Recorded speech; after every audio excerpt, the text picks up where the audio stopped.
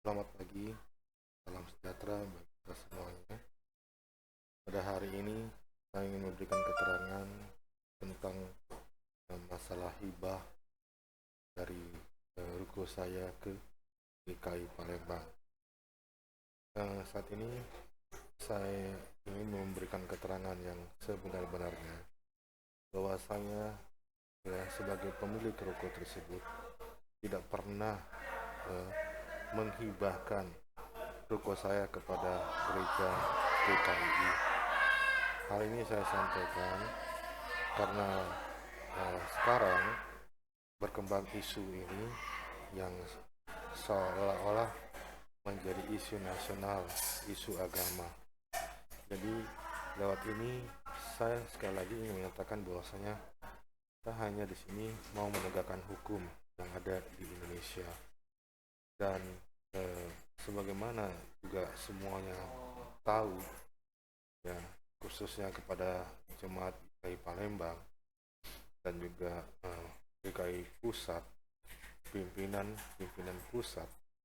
Jadi berkaitan dengan kepemilikan ruko saya itu berdasar daripada segala upaya, segala jeripaya saya dalam berusaha untuk bisa mendapatkan ruko tersebut, yaitu dengan cara peninggalan harta orang tua saya, penjualan aset saya, dan juga pinjaman saya ke beberapa orang.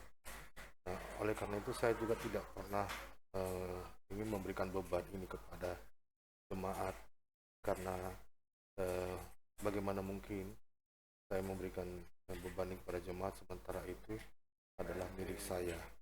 Tapi kalau berkaitan dengan namanya kegiatan ibadah, ya misalnya peralatan, juga biaya-biaya yang lain, operasional gereja, tentu ini merupakan adalah kepentingan bersama, ya, di luar kapasitas daripada saya sebagai pemilik ruko. Jadi oleh karena itu sejak awal memang kita ketahui bahwasanya ruko tersebut tidak bisa dipakai menjadi tempat permanen karena berkaitan juga dengan peraturan bersama Menteri Agama dan Menteri Dalam Negeri nomor 9 tahun 2006, nomor 8 tahun 2006 tentang bagaimana di dalam hal tempat ibadah di dalam bab 5 ya, pasal 18 dan pasal 19 ya, di situ diterangkan tentang izin sementara pemanfaatan bangunan gedung. Jadi dalam pasal 18 jelas tertulis bahwasanya untuk mendapatkan izin itu atas dasar izin daripada pemilik bangunan. Ya, itu tentu saya dan juga beberapa rekomendasi laporan-laporan tertulis. Dan izin ini surat keterangan pemberian izin ini, sementara ini pemanfaatan bangunan gedung bukan rumah ibadah sebagaimana dimaksud, ya, berlaku paling lama 2 tahun. Jadi kita tahu bahwasanya membangun namanya rumah ibadah tentu IMB-nya adalah IMB rumah ibadah, bukan IMB ruko, ya.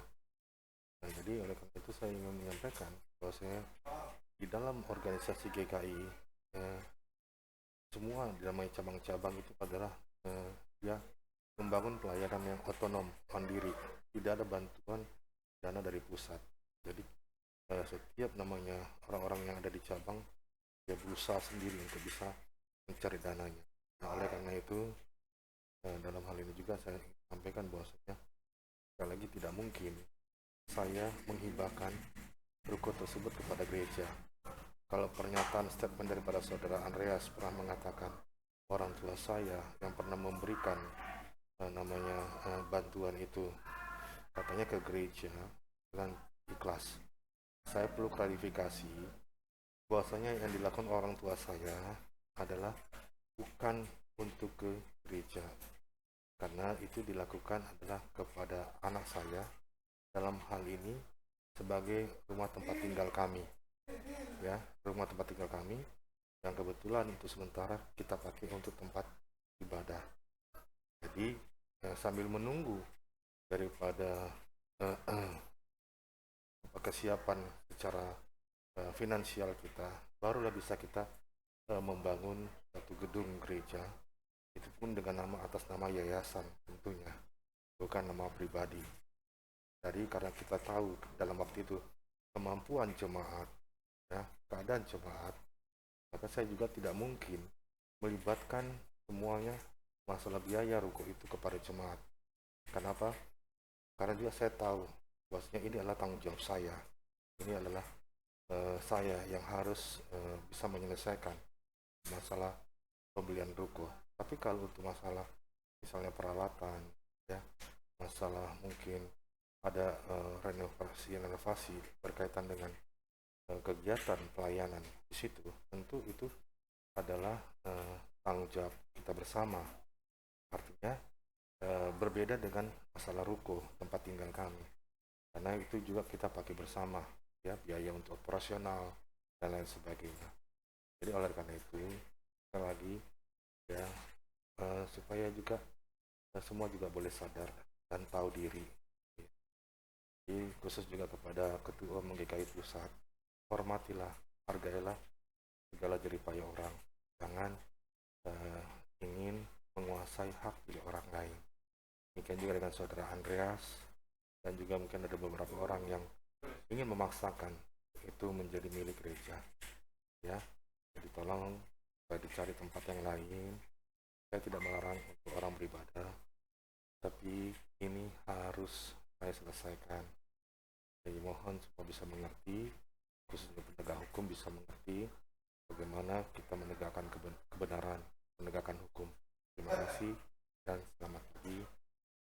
Salam sejahtera bagi kita.